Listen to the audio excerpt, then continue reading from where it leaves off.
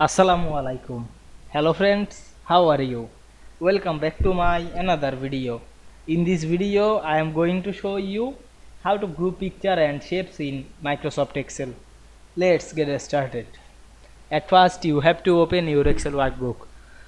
Then go to the insert menu. Select the picture drop down menu, choose this device. Now I am select the image, click insert.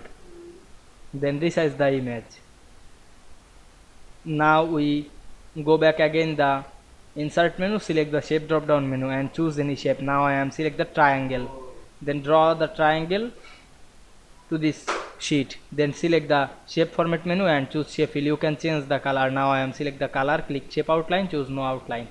Now we want to group this picture and shape. Press shift and hold on our keyboard shift, then select multiple object, go to the shape format menu, choose group option, make it group.